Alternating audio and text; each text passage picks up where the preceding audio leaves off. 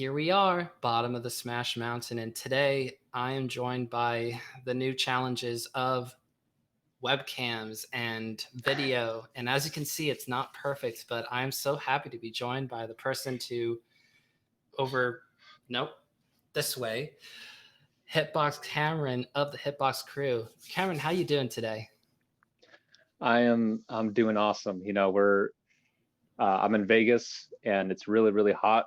So that's been my life for the past couple months. So that's basically it. But if you're in, wait, hold on. If you're in Vegas, why are you talking to me? What do you mean? Well, I mean, okay, so you've been staying in Vegas for a few months. You're not just like out on the town, that kind of a thing at the moment. I live in Vegas. Oh my goodness. Yeah. I've only been one time. What's it like, when there's not a party going on, or is there always a party going on in Vegas? Um, the the basics is any locals here tend to not go onto the strip unless friends or family are in town. So there is always a party going on. This is a party town. Um, but it's very suburbia like. It's very spread out, and yeah, it's hot and weird. Everybody's inside all the time because it's so hot here. So it's you're either inside or you're out gambling or partying or whatever. Not it's The party scene's not huge here. It depends on your crowd. Right, sure. Okay, so aside from geographical questions and like what the normal life is for you, do you want to talk about your origin stories as it pertains to Melee, or you can just go back to gaming in general? What got you into gaming? Wow. Yeah, uh, my first memories with gaming were the original Mario and Zelda on NES, playing at my uncle's great uncle's house, and very vivid stuff there. Contra as well. I played a lot of Contra when I was a little. That was like when I was 4 or 5. But with Melee was a an just amazing series of events where I saw the commercial for it for the Nintendo 64 one, the one with the the the they're punching each other in the physically Yeah, punching each other in the it's commercial. like Yeah. Teletubbies except on like steroids. Yeah. And I was like, that's really cool. And it shows like Pikachu hitting Mario in a cut of the game. I was like, that is the coolest thing I've ever seen. And it just so happened to be my best friend at the time had a 64 and he had the game. And we were neighbors. And so I would try to every single day walk over to his place and play Super Smash Brothers. And so I had a love for the game right away, and I caught wind of Melee coming out, and so I started saving up for a GameCube and Melee, and it's been a affair since then. It's Melee ever since then. So I love that Smash 64 is part of the origin story though, because I still love playing it to this day. Have you seen the Smash remix stuff where they added in characters and stages and that kind of stuff to that game? Yeah, I saw that I believe they have Ganondorf in there and Falco. Mm-hmm. It's the this whole like modding era right now going on with all the Smash games is super awesome. And no, it's I haven't got to play the Smash remix, but it looks super cool. New characters in Smash 64. I've always loved the just like the zero to deaths in that game. It's Yeah. so much more like traditional FGC style almost. Yeah. Um, it's brutal. It's a brutal game, and that's why I like it. So did your love of like tweaking and trying to change around things with Melee start from the very beginning, or was it just I love this game and I'm playing all the events and single player and playing with my friends? I want to be competitive. I want to get better at the game. Like you're working for Hitbox now, and we'll get there. But would you say that your love of alternative options with the game. It's not just pick up a controller and play. When would you say you went from kind of casual more into like, I'm getting deeper in now? Um, so there's two levels to that. There's two storylines to that. The first one is basically the story of, how I really got into competitive Melee, which was I saw a Nintendo Power when I was visiting my dad during the summer at a Walmart, and I believe it had Shadow the Hedgehog on it, but it said Super Smash Brothers on it. And I bought it, and it had an article in there about the competitive Melee scene. It had a reference to Ken as the king of Smash and a reference to 2005 MLG events. And it mentioned Smash boards. I believe it was Smash World forums at the time. And so I created an account like that next spring or whatever. I didn't know how to use the internet. I grew up in Idaho, so we didn't really have internet. And to sort of put a little time frame and age on this, I think I was a sophomore that year, sophomore or freshman, I can't remember. But it was 2006. I started that would have been my junior year of high school. I started my Smash World forums account. And from there, I learned about, YouTube was just becoming a thing. So I would watch Ken versus Asin stuff.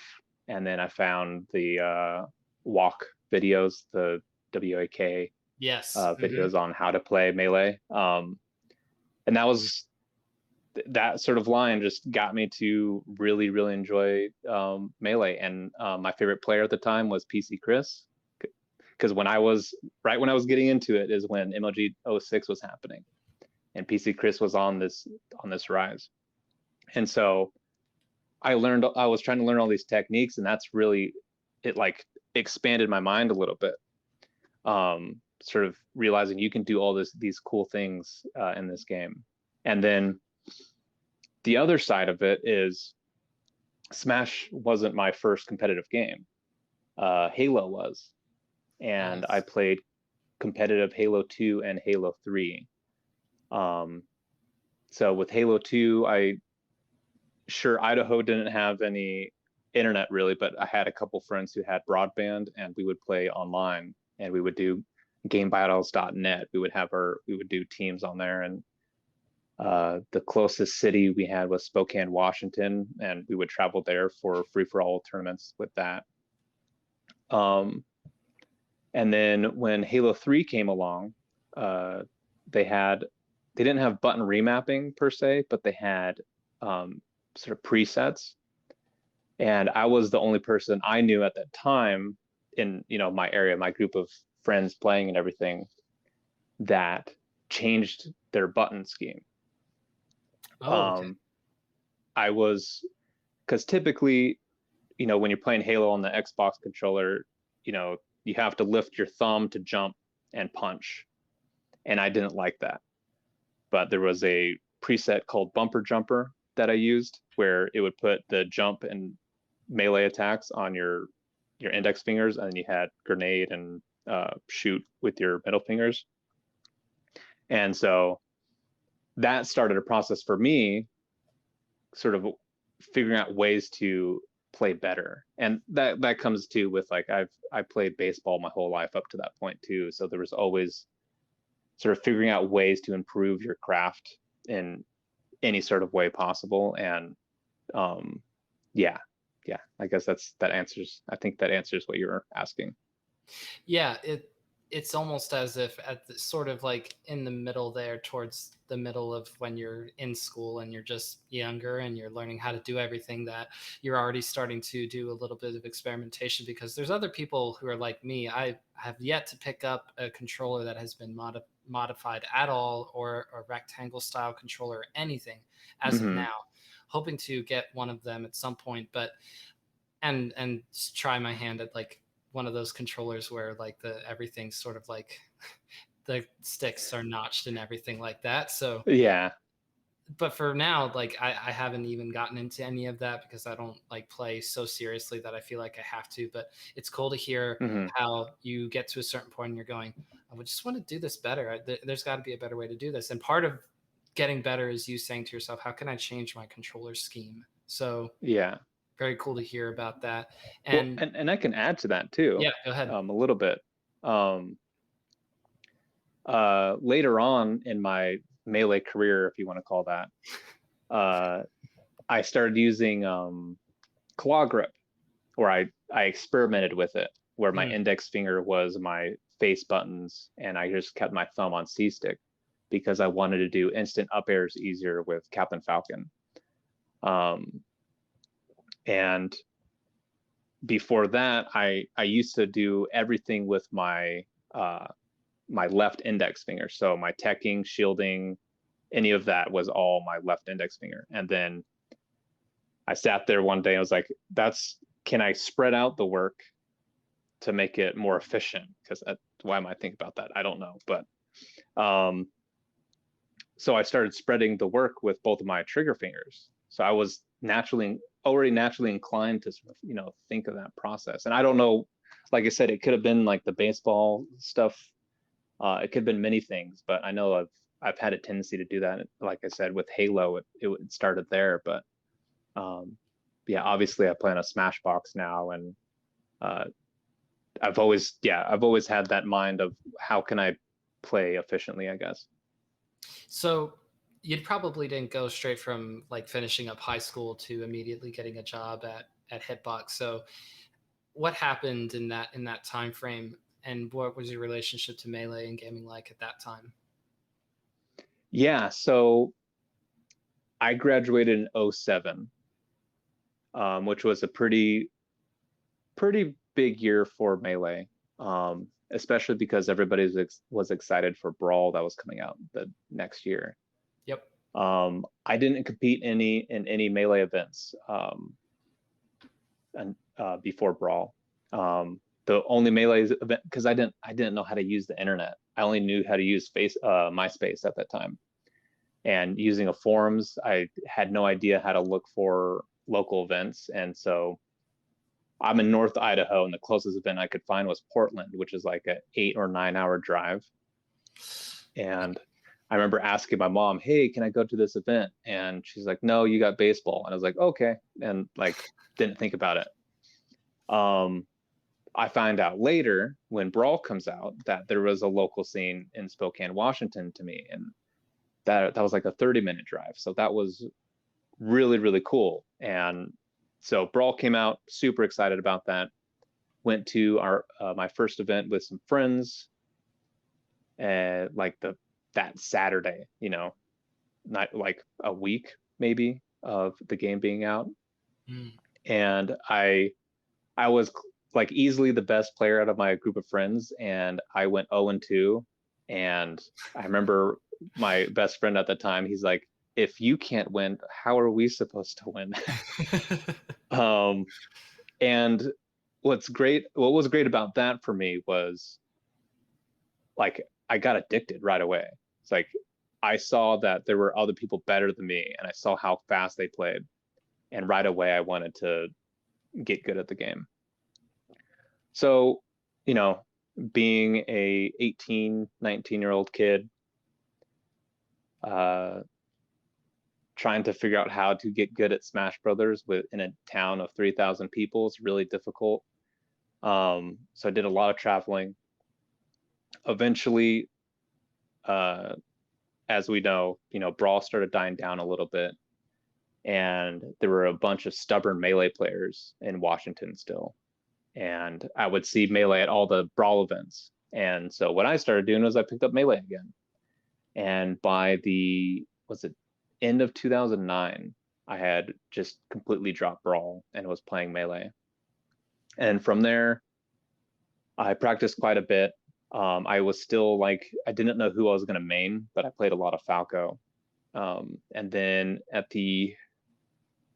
I'm getting all my years mixed up. Yeah, in 2010, I moved to Vegas because I did not like living in Idaho anymore. I felt stuck. Um, and my dad lives here, and it was an easy move to do. Pretty safe move. And I got here, and there were a bunch of Melee players here. It was the only really alive Smash game at that time, and that a lot of my friends to this day come from that first, casual fest I went to. And in fact, one of my best friends that I met at that first Smash Fest led me to this job that I have now. I'll get to that later, but yeah, so, got here in Vegas, got my butt kicked, and didn't really take the game too seriously. I was in Vegas, and it was a weird time. Eventually, I hated it here, moved to Oregon, didn't make any friends, lived there for 2.5 years, didn't really get any better at Melee, came back to Vegas, and really took it seriously for about 6 to 9 months. And this is now at the peak of that post Evo boom. This is 2014, 2015. And it was like 3 or 4 ranking periods in a row. I was top 12. I never got into the top 10 rankings. And then eventually I got caught up with school and work, and kind of just stopped competing after that. And on top of that, I was helping run events, and so that made it difficult to focus on competing.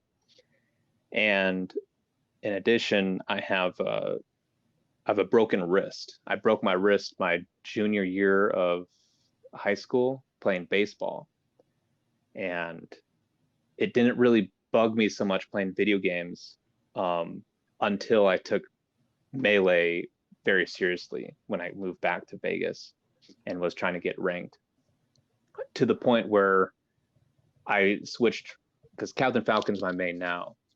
I switched from Captain Falcon to Jigglypuff because it helped my hands, and I Right. didn't get any pain or anything. Yeah. So and yeah, I think I said a lot there. I think I answered your question. Did I? Yeah, and there's a lot of history here. So I'm just like it's taking an extra couple of minutes to go through my thick skull Okay. that you've been around much longer than just a few years, and it's been a little bit since I've spoken to somebody who was like, yeah, I mean, I was kind of there when the game came out. So you've lived through a lot of different like historical moments. So like what kept you coming back? Would you see a top performance like Mango at Genesis 1 or an Evo 2013 kind of a thing? Would you be inspired by that, or was it the community that you wanted to be a part of continuously? What would keep you coming back to Melee even despite all the things in your life where you're moving to Oregon and then you're moving back, that kind of stuff? I just love the game, man. That is that is as simple as it gets. But beyond that, the reason why I love the game is there's always something to work on. That's something I really liked in baseball, in any sports really, but there was always something to hone day to day at baseball practice. You can work on your fielding, or I was a pitcher too, work on your pitching, work on your hitting. There's always something to work on. And with Melee, like still to this day, we've yet to find that ceiling, even at the top of the top. And I will never be able to play at that ceiling, but partly knowing that ceiling is still so far away, provides me hope. And like every time I pick up the game, there's something more I can do with it. So there's a lot of like a sort of, I guess, self-improvement aspect to Melee that it lends to itself. That can go with a lot of competitive games, but Melee, I feel like it speaks to me. But honestly, with Genesis 1, I didn't even know it happened. That's how I was, Where that's 2009. Yeah, yeah. Yeah, that summer. So because at the end of that year, I got into Melee. I knew that I had friends in Washington who went to that event and they did pretty good. But I didn't pay attention to it, and I didn't even pay attention to the brawl side of things. That was my main game at the time. And the only thing I knew of Mango was these really weird images of Jigglypuff like bleeding out of the eyes or something for mango juice. It was the mango juice events in 2007. That's the only thing I knew about Mango was that up to that point, because I was like, I didn't follow the competitive scene um, like I did when I first really got into it, like through YouTube and stuff and MLG. Hmm. So that didn't really affect me at a certain point, but it was Genesis 2. I remember Genesis 2 happening. I was in Vegas at the time, and that solidified like I remember thinking I was like, I want to get good at this game. I want to see myself on that that battlefield uh and kicking ass, I guess. And yeah, and you mentioned Evo 2013, like that was I forgot. I think I put like $600 into that drive. Um, I was there watching the all the live streams happening when the Spirit Bomb was happening. I signed up as soon as I could. Um, I, that whole event was cool because I remember us, the Melee players, being in that room and being louder than everybody the whole entire time. I think the only time we ever potentially got beat was the Marvel crowd during top 8 on the last day. But beyond that, we were louder than everybody. Um, yeah, I won't ever. I and like it's so vivid. We were late. I had first round pulls, and it was 8 a.m. I think it was 8 a.m. pulls Oh that my year. gosh, 8 a.m. And, yeah, no, yeah, Evo it, hates it Melee. was worse then. And I was waiting in line forever. They were taking forever with getting people registered or whatever. And at a certain point, they had people go through the line saying, "If you have a 8 a.m. pool, come now." It's like, okay, so I'm walking like 2 football fields length to the beginning of the line to get registered and stuff.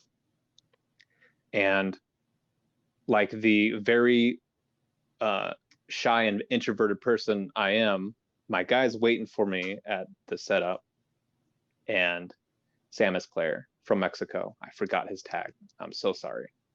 I sit down. He's like, "Do you need time to warm up?" And I'm like, "No," because I was nervous, Oh and wow. I should have warmed up because game one was horrible. Game two, it was really really close.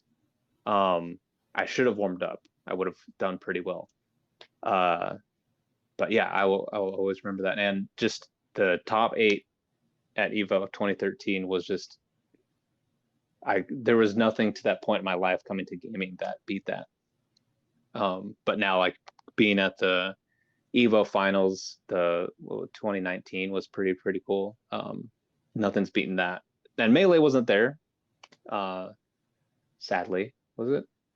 No, it was not. No, it 2019 wasn't. was the first year they were like, yeah, we're saying, Yeah, you know, salute yeah. and sayonara. Yeah.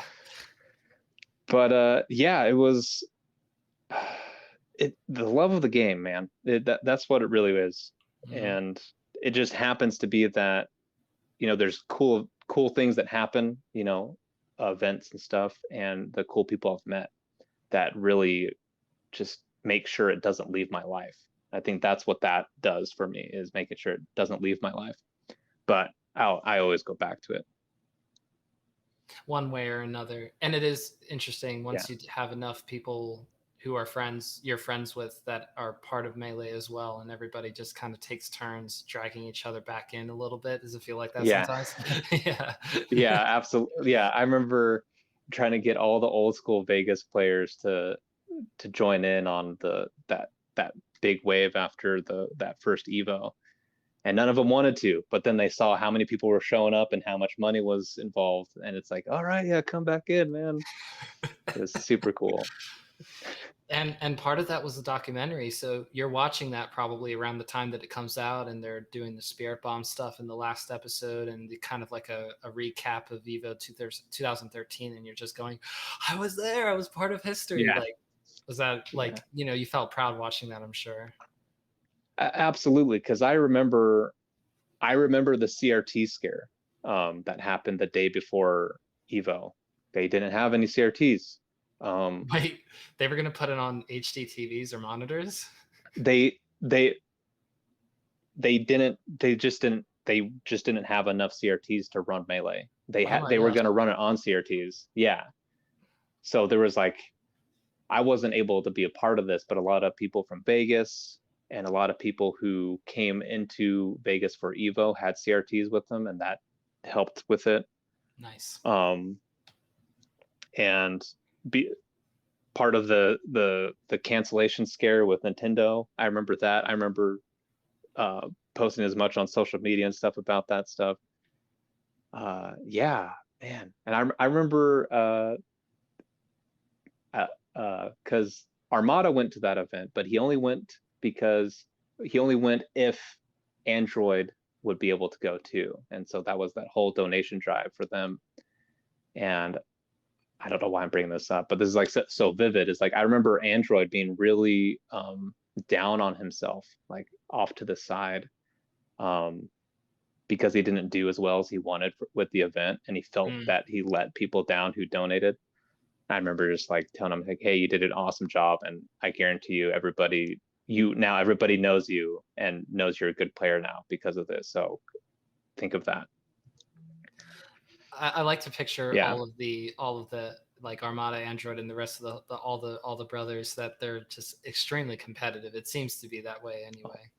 yeah, yeah. Yeah, I think I've met Aniolus, Android, and Armada. Yeah, they nicest guys too. So Hmm. yeah, super competitive. That's super cool.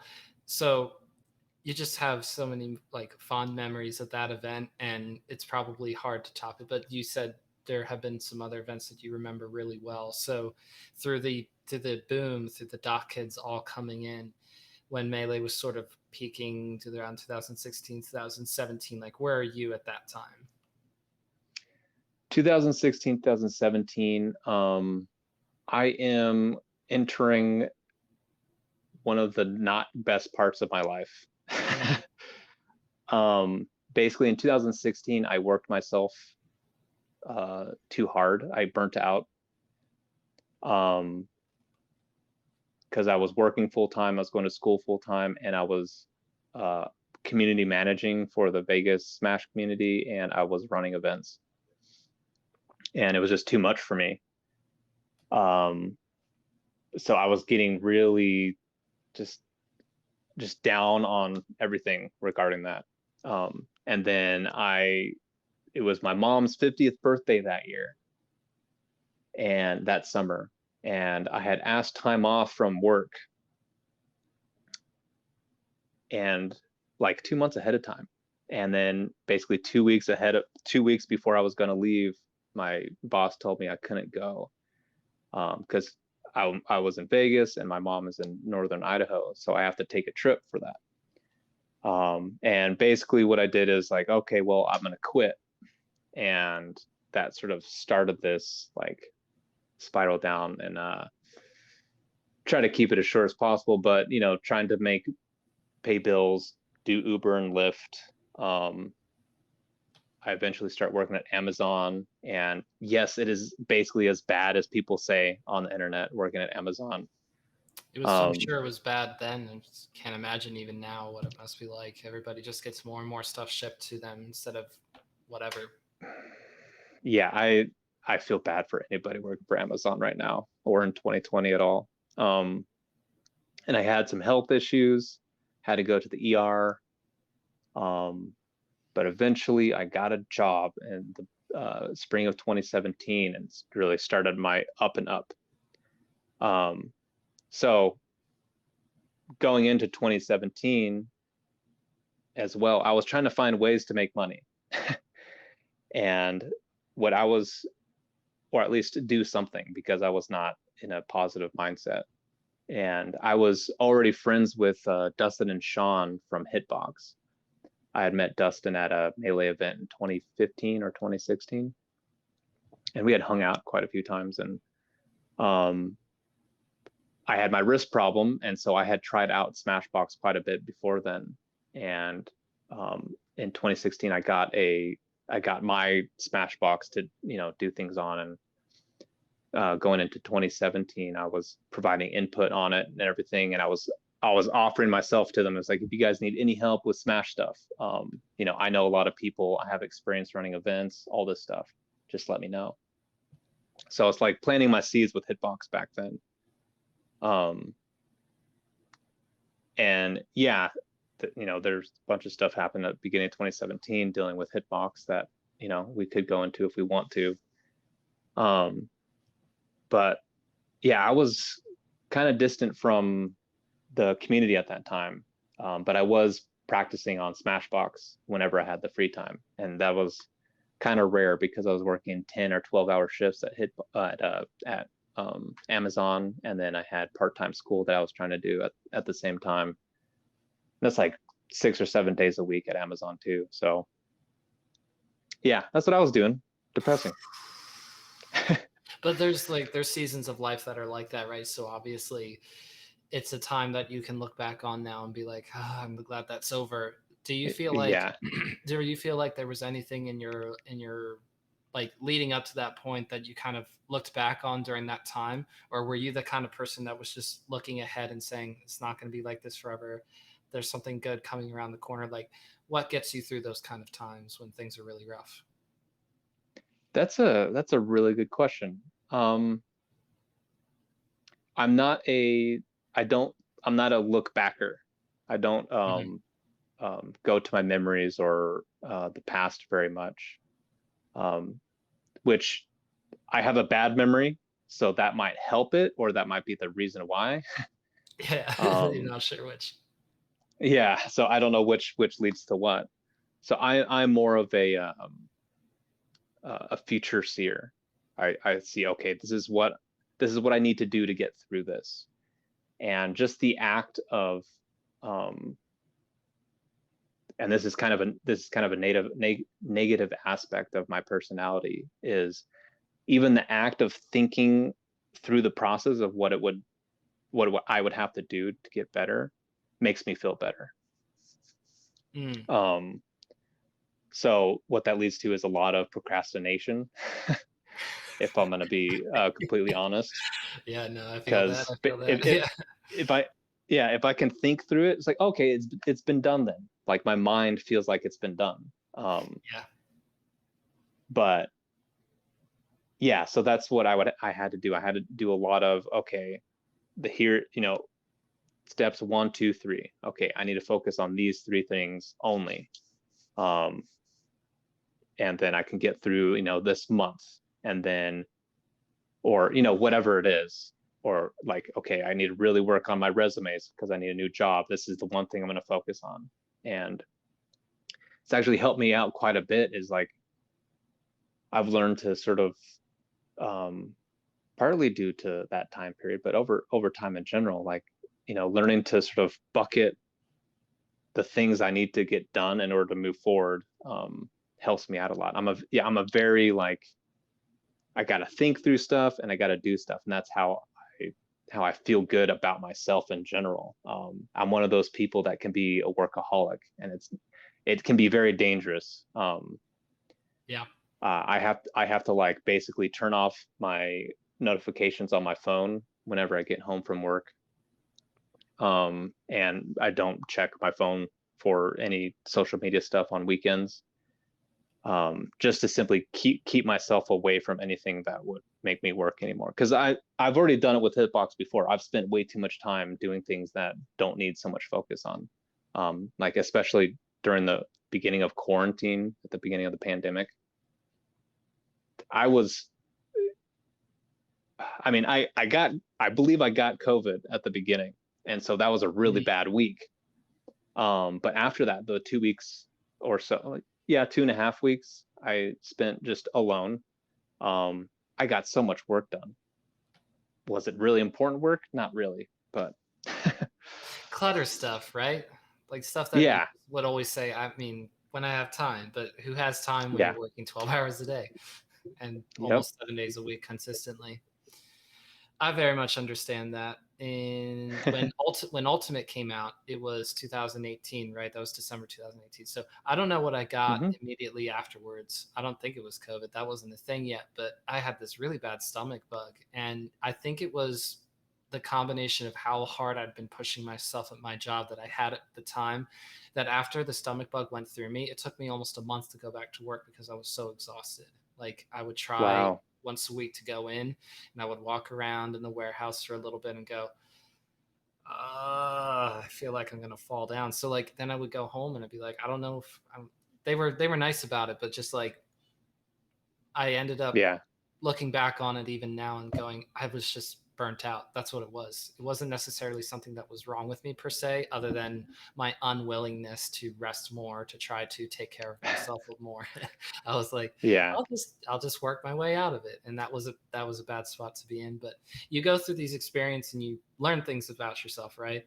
And kind of yeah, to tie back into Melee, it's sort of like even in even in something as trivial as Melee to most people, there are things that you learn in the game or apart from the game, but then they do intersect. It's something that Melee players just understand. It's really really cool how that does happen. Not necessarily on a one-to-one hmm level, but just like when you learn lessons in life, you can translate that to the game and vice versa sometimes. yeah. No, and it's there's some one-to-ones for me. Well, as close as you can get. Right. Like learning to learn is one Yeah. of the things I've gotten from Melee. Um, I I'm a lucky guy. I think I have a pretty good head on my shoulders, and I had a pretty stable life where I didn't have to really focus on homework or studying growing up. And I kind of just like went through school and didn't think about it. But when it came to uh, competing in Melee, I couldn't do that. I couldn't just go in and play and expect to be better or expect to be better than the person I was playing. And so I had to learn how to study uh, with Melee. I had to learn to like look at my mistakes, even though it hurts really bad to watch matches where you lose. Oh yeah. Um, Yep.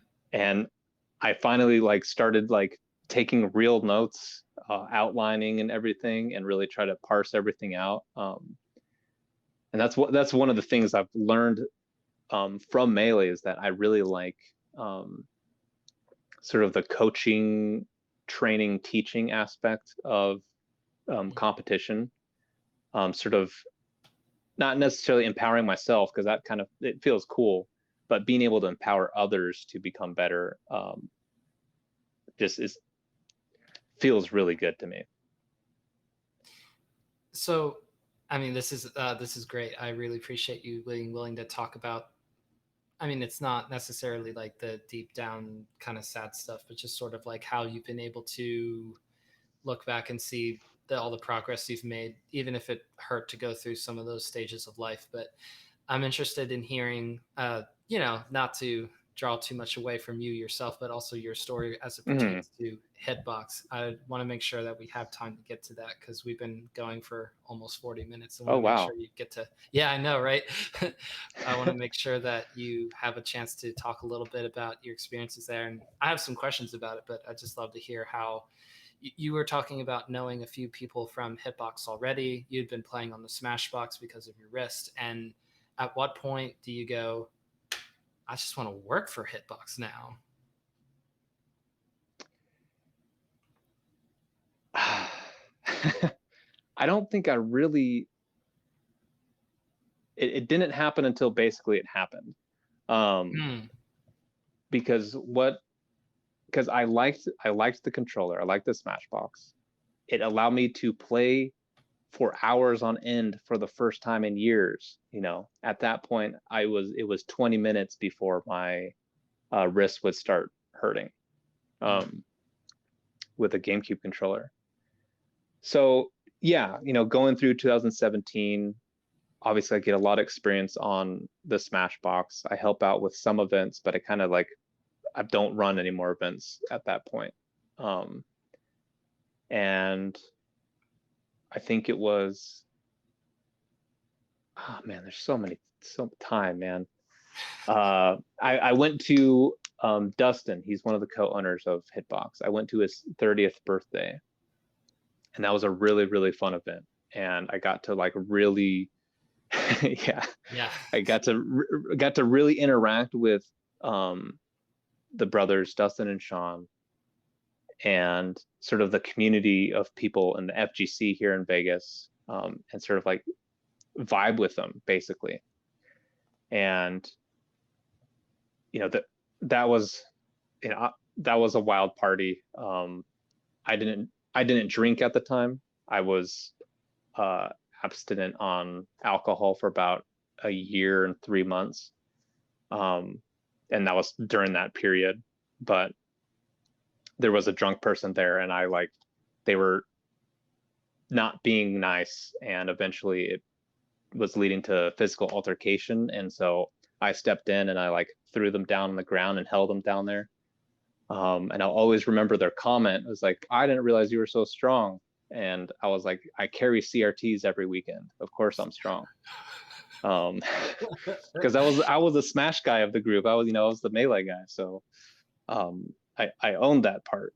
But that, I think when I did that, I guess I gained a lot of respect from the people at that event. And I don't know, I'm just saying, the potential connections here, but they saw that I'm that type Disrespecting of my man person. Cameron. You have to throw somebody down to get respect in this place. I mean, come on. Yeah. Unbelievable. Exactly. But it clicked there, I think, because Sean and Dustin started talking to me a lot more after that event.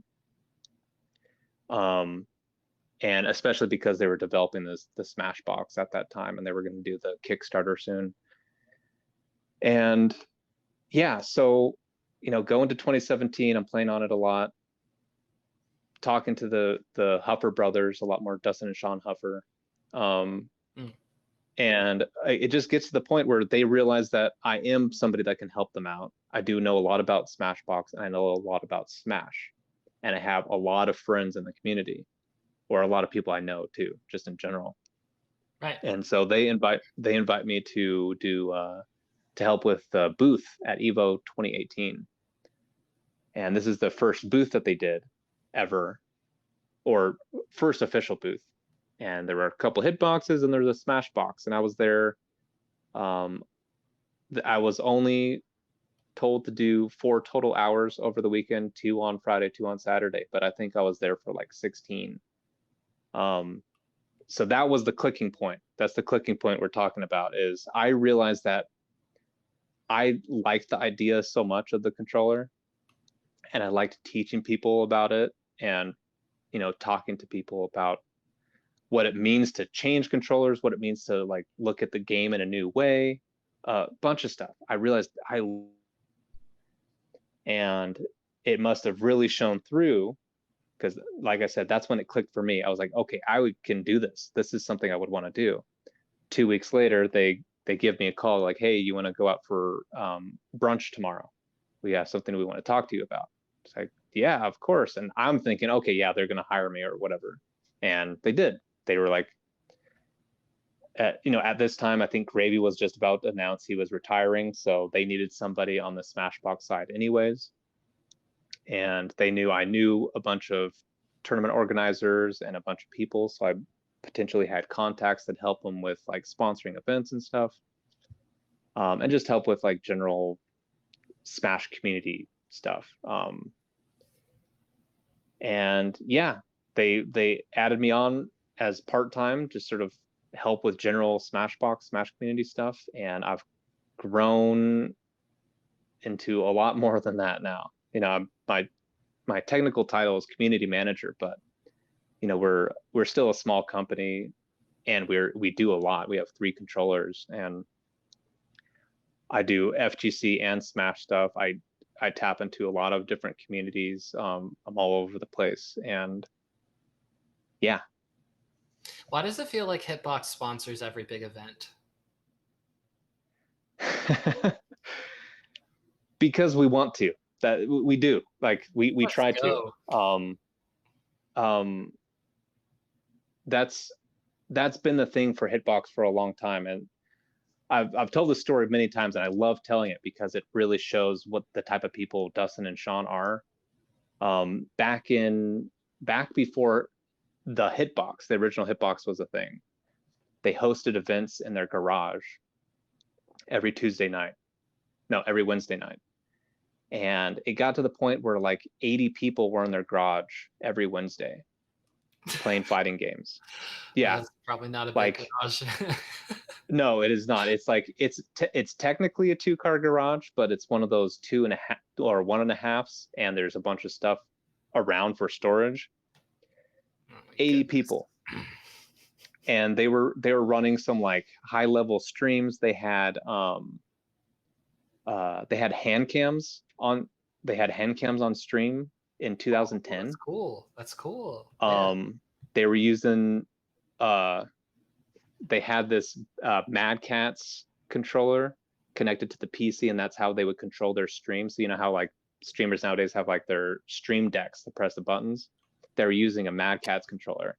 I mean, So this is all very new to me, to be honest with you still. So I'll pick up on it at some point. You mean where like you hit a button and somebody goes, "Oh yeah." That's one thing you could do. Yeah. Like it's just a bunch of hotkeys that can set anything off. Like I think they had a replay function going on. They were doing crazy things in 2010. That's so cool. But the beauty of it all is it was free. And that was the whole intention behind it, was to get the community together, because Vegas didn't really have anything at that time anymore. Which is weird because Evo is in Vegas and it's the biggest fighting game event in the world, and yet the Vegas community is just nothing. I don't want to say nothing. There were obviously plenty of good players at that point, and there were still people, but still players. But that's where it's all rooted from, is that stuff that they were doing just for fun back then. They just happened to stumble on the fact that they wanted to make a controller during that time. So we fast forward to, why does Hitbox sponsor all these events, all the major events? And it's because the whole point of all of it is to ensure that the community stays alive. In the same way that they did with the FGC back in the day with the Wednesday night stuff, is I'm now part of them. We want to ensure that things aren't always in the red to the best of our ability, because they know how much it takes to run a stream, to run events. The amount of people I've talked to, I've ran events myself, completely volunteer. It sucks. And I cannot even imagine all of the work that goes into something like the Big House or Genesis. And so, obviously there's incentives on our end to advertise, right? Like we can't, like, obviously there's that too, but right. It's making sure that Genesis isn't running so bad in the red that next year they can't do it, because Genesis is amazing and it should always keep going. Same with Big House, same with Combo Breaker, Evo, stuff like that, all these major events. And in our opinion, especially something like Beyond the Summit, Smash Summit, we just, what a grand finals, how did that even right? happen? Yeah, dude. Oh my gosh. They were both so nervous too, you can tell. But yeah, the great grand finals. I'm so happy that's what we got in the first in-person event for Melee, major event. Yep, Brandon awesome. Shouting out Hitbox on the stream, that was so cool. And and I love Brandon. My last event actually I ran officially in Vegas was in 2017. And we flew in Brandon as a player to sort of like see if we can beat him, because he was like at the lower end of top 100, and we're like, okay, I know we have top 100 players here. Let's see if we can beat Brandon. And ever since then, it's like him and I have had a good relationship. He's helped me. He's helped talk to some people for me. We've sponsored a few rollback rumbles, and yeah, I believe he even has a hitbox and a smashbox. I don't know for sure, but yeah, he's the homie. He's always there to support us. That's super cool. So moving forward into this regathering of everyone for IRL, where do you see yourself and where does Hitbox see itself? So I'll let you speak for yourself and then sort of like what you're expecting as the community leadership manager person. Sorry, I forgot. Yeah. That's not Community manager, but yeah, no, this is community, yeah, leader management guy. So what I'm currently working right now, and this is one of my personal goals. Luckily, I'm able to do it through Hitbox. Is sort of building up the local scene again here, in the sort of same vein as they did back in the day. But I wanted to focus on Smash and FGC. So last month, what day was that? The 24th, I believe, July 24th. We had a FGC event. We had Uniclear, BlazBlue Tag, Guilty Gear Strive, Dragon Ball Fighters, and Street Fighter. And I call it singularity because I'm trying to bring the whole community back together and staying in the same, being in the same place and working together. And in the same vein, like previously, it's free. As free as we can make it for right now, but there's no venue fee. The goal is to have no venue fee and provide as many setups as possible while also running brackets, so people can just show up and play. And we want to run it monthly, and we want to run it on Saturdays, so more people can show up, especially younger people, because that's a key demographic that Melee specifically hit really, really well in 2014 and 2015 with the college crew battles that Matt.Zeb sort of really spearheaded. In fact, I did the same thing in Vegas for Melee. I did high school crew battles, and that was 2015, and we have top players here in Vegas that came from those events, that came from high school from those events.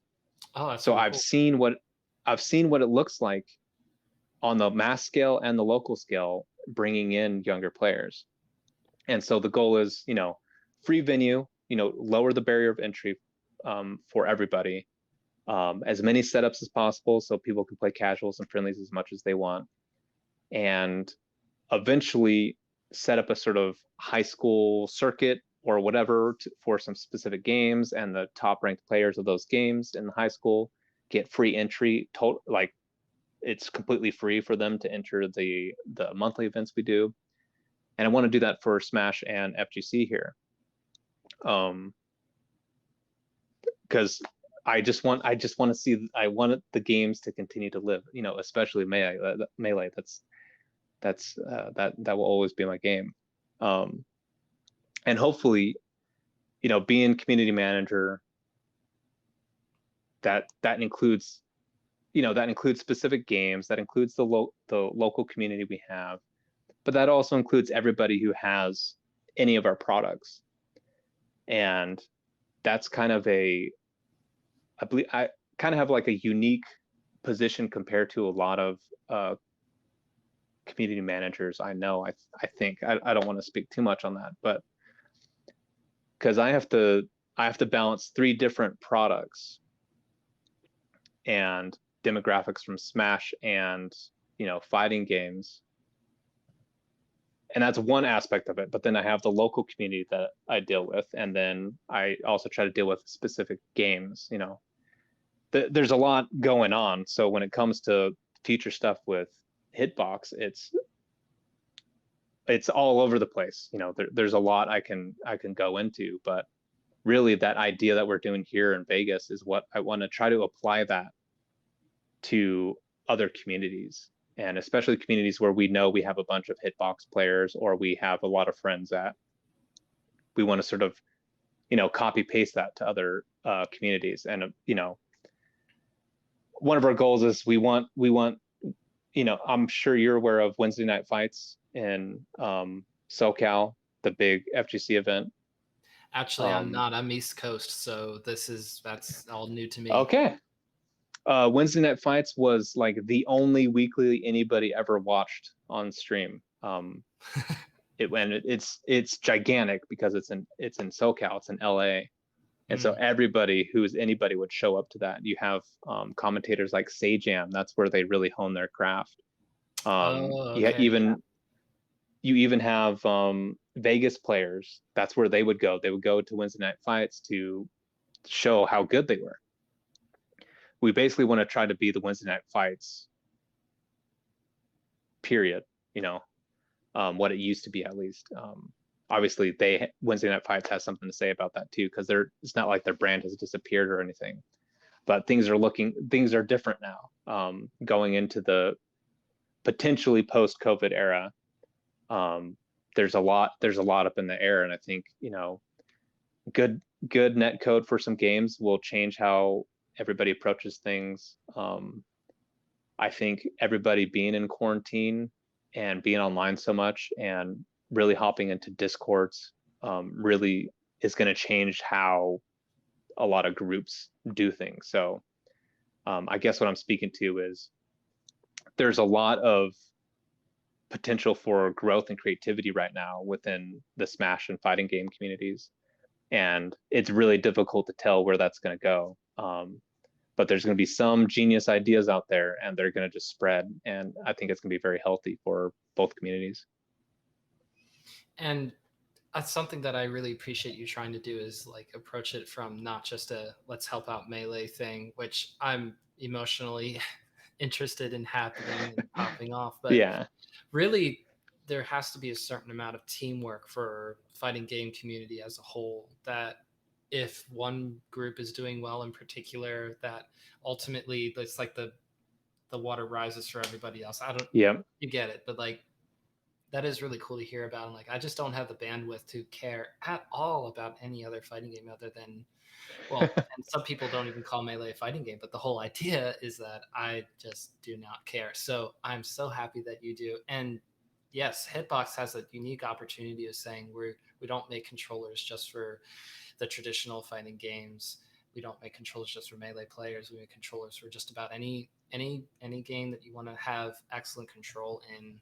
Hey, we're there. We're on the platform. So you have that special ability to be able to do that, and wanting to grow the community that ultimately helps out everyone, including Hitbox. So that's really, really cool to hear. Mm-hmm.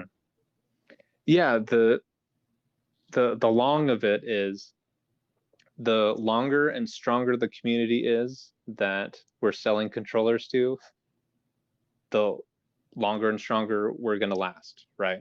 Mm-hmm. If there's no fighting game communities, if there's no Melee community specifically too, like talking about Smashbox, there's no Smashbox, right? If that community just disappears, there's no point in innovating controllers for a game that doesn't exist, right? And like you said, how I think of it in ecosystems where not a lot of ecosystems in real life have to take energy from other ecosystems, and I've seen it 3 times now with Melee. I saw it when Brawl came out and all the people going from Brawl into Melee. I saw it when Smash 4 came out and everybody going from Smash 4 into Melee. And I'm starting to see it with Ultimate, people starting with Ultimate and going into Melee. Yeah. And that's kind of the point. That's part of the point of the events I'm trying to run here in Vegas, is getting everybody to work together, because you never know when you're going to have the next blow up, or you don't know who in your community would want to play a different game. And I think that's a fairly unique perspective, because I think there's a lot of people like you that like have their one game and that's all they care about, right? And there's nothing wrong with that, because quite honestly, that's who I was forever. I didn't care about anything else but Smash Brothers, and I just moved on to the next Smash Brothers. And in fact, I think we need more people like that than people like me, because you need people focused on the game so much that the game grows and the content and the community around it grows. So it's a lot of times it's difficult to convince people emotionally, like you're saying, you have an emotional connection to Melee, to convince people emotionally that it's good to have an event alongside Ultimate or whatever game it is. That's it. And so before we get closed up and finished all up here, because we've been at this for about an hour now, don't want to take up too much more of your time. Just want to give you the opportunity to offer any other closing thoughts that you have, and also to tell the people where they can find you, where they can find the Smashbox, all that kind of good stuff. Be kind. That's what I got to say to people. That's my closing thoughts. Be kind to people. Stay off of social media. That's go take. Yeah, no, it is. But do touch grass. Go take a walk. Yeah, do actually touch grass. Go actually touch grass. Get out of your home, apartment if you can, and I don't know, contact somebody you love and say you love them, because that's super important. We, not to bring this down or anything, but a lot of people lost people in the past year and a half. I lost people in the past year and a half, and it's nice to know that the last thing that you said to that person was "I love you," and you can always have that. It will always feel bad, but you can always say that I said I love you. And I know it's like completely off topic from everything else, but that's the kind of person I am. I'm very emotional, very empathetic sort of person. But yeah, be kind, be compassionate, everybody. You can find me on Twitter at HitBox Cameron. That's really my only front-facing thing on the internet, because I don't like being on social media so much. And you can find the Smashbox at hitboxarcade.com. Yes. Let's go. Well, one more time, thank you so much for joining me here on Bottom of Smash Mountain, Cameron. I really appreciate it. Thank you for having me, man. This was awesome.